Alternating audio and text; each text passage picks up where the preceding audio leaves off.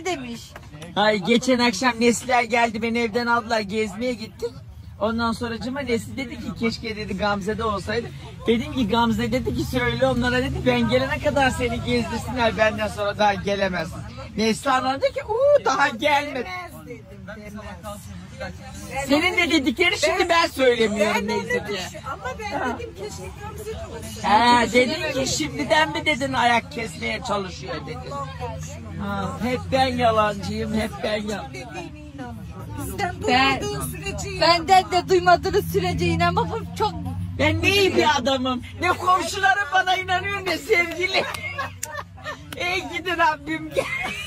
Kimse benden razı değil. Nişanlım diyor ki ben demedikçe inanmayın. Komşularım diyor ki Kadir'e dediğine inan.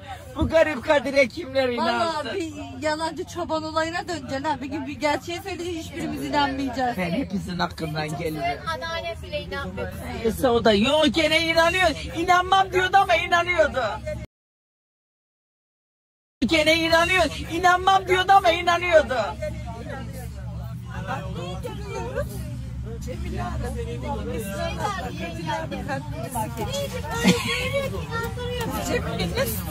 Vallahi dedi hastanedeymiş dedi. Ben de Cemile'ye Elif'e araba çarpmış dedim ya. Ben de kibar abla dedim ki kalk hadi hemen hastaneye gidelim. Kadir kalp krizi geçirmiş. Hazırlandı ki dedim ki bir arayayım bakayım. Kadir hangi hastanede? Aradım Kadir. Efendim neredesin? Evdeyim. Sen kalp krizi geçirmedin. Yok. Hayır, Cemile'ye dedim ya Elif'e araba çarpmış, oturdu ağlıyor gezin. Dedim ki kız sana ne Elif'e araba çarptıysa çarp. Bilerek demişti. Onun için gerizekalı. Deden yolunda kimse inanmamış. Evet, Esra'tan da öyle oldu. Dedem öldü, kimse inanmadı bana dedemin öldüğüne. Dedim ya yalancı çoban olayı. Kadir aradı beni. Dedi ki Nesli dedem öldü. Dedim sus lan ben annemlerden geleyim diye mi yapıyorsun? Dedi ki vallahi yok Nesli dedem öldü. İnanır mısın?